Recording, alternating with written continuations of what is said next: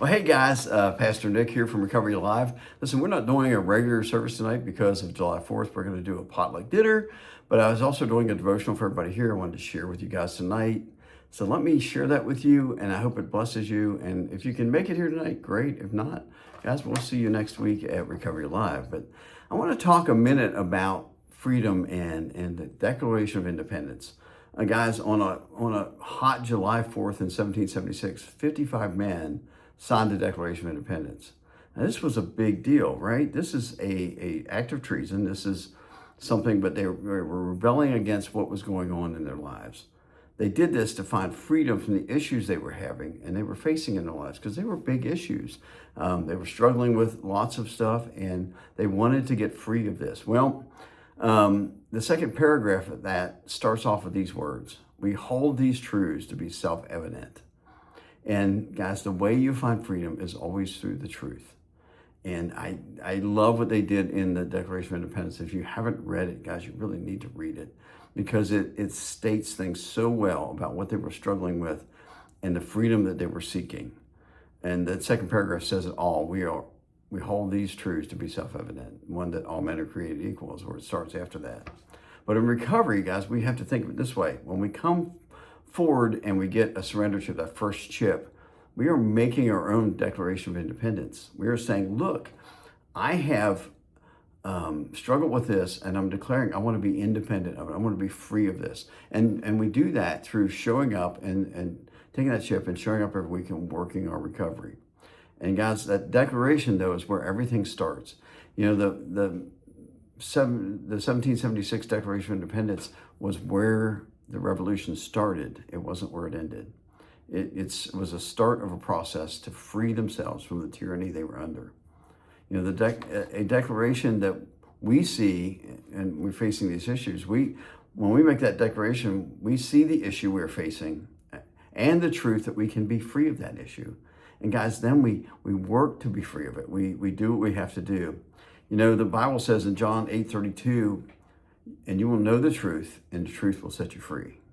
You see, there is truth. Just like there's 55 men saw the truth when Thomas Jefferson wrote that Declaration of Independence. He saw the truth, right? And they worked that declaration and they freed themselves from it. Well, we do the same thing. We go to Jesus and we say, you know, teach us the truth about our lives. And that truth can set us free. And we look for that. You know, in 1776, those 55 men recognized the problems they were faced with. And they put it on paper, both the issues and the solution to those issues. So I highly, highly just love the fact that they wrote down not just what they wanted to be free, but what they were facing, so that there was a reason they were doing this. We're not just saying it out. We have a problem, we want to deal with it. Here's how we're going to deal with it. That declaration was not the end of the battle for freedom, though. That was just the beginning. And guys, I want you to get that when we go to recovery, it's not just this much. You know, we say this declaration when we're done. Now we declare the problems we are having and we seek the freedom from them through working our recovery program. You know, that declaration didn't end their battle, it just started it. And same with us. You know, it's true that in recovery as well, our declaration is the beginning of a path to freedom. And we have to keep working that path. We have to keep going back to it over and over again and say, I want to work my recovery.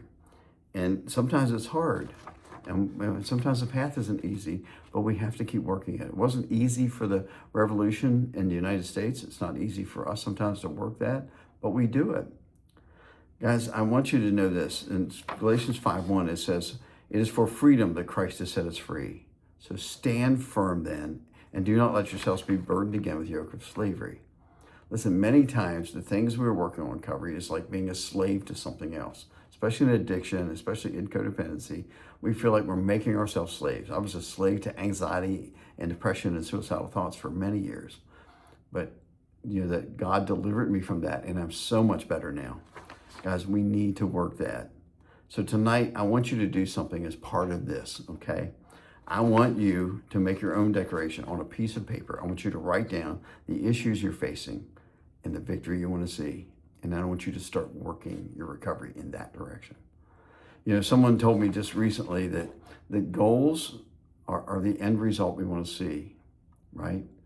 So we want to set a goal of where we want to be. But objectives, we set objectives like, I'm going to stop this, or I'm going to do this. I'm going to set boundaries. I'm going to do that. An objective is one thing at a time. It's like a turn-by-turn direction, but the destination is the goal we're setting. So guys, set a destination, set a goal, and write down some objectives. How do I get there? And God will help you get there. We'll see you next time.